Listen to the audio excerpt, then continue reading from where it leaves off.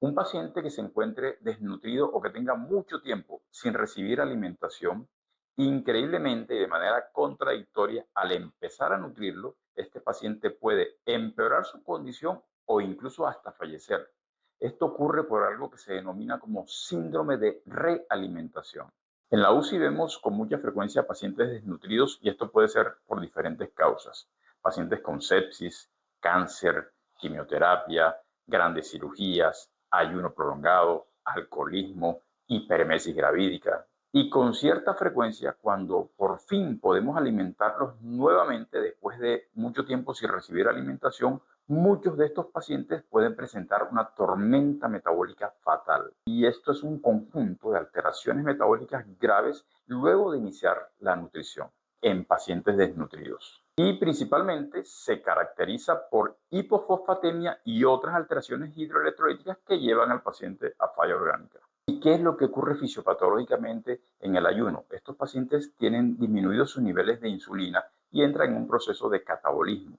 Posteriormente, cuando empezamos a dar alimentos, especialmente ante la presencia de carbohidratos, se aumentan los niveles de insulina y esto genera una entrada masiva a las células de electrolitos como el calcio, el fósforo y el magnesio, llevando a la célula a un déficit energético, principalmente por la hipofosfatemia. ¿Y cuáles son los principales factores de riesgo para desarrollar síndrome de realimentación? Aquellos pacientes con desnutrición severa, pacientes con alcoholismo, pacientes con estancia prolongada en cuidados intensivos, con ayuno prolongado, sobre todo por encima de los 7 días, pacientes con cáncer y aquellos pacientes con índice de masa corporal muy bajo, sobre todo por debajo de 18. Y los síntomas del síndrome de realimentación pueden ser sutiles o fatales. Estos pacientes pueden presentarse con edemas, debilidad, presencia de arritmias, falla respiratoria, shock, convulsiones y muchas veces aquellos pacientes que no se pueden destetar del ventilador y posteriormente comprobamos que lo que tienen es una hipofosfatemia debido al síndrome de realimentación. Y lo peor es que muchos de estos pacientes mueren sin que se conozca la causa porque no se sospecha. Y precisamente la forma de hacer el diagnóstico es con la sospecha clínica. Vamos a medir los niveles de electrolitos, principalmente de fósforo, entre 48 a 72 horas después de reiniciar la nutrición enteral o parenteral.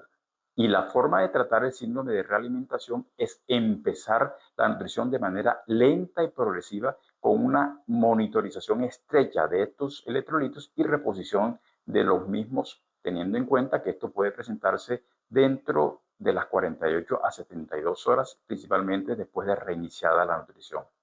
Además de la reposición de calcio, fósforo, magnesio, es muy importante la suplementación con tiamina.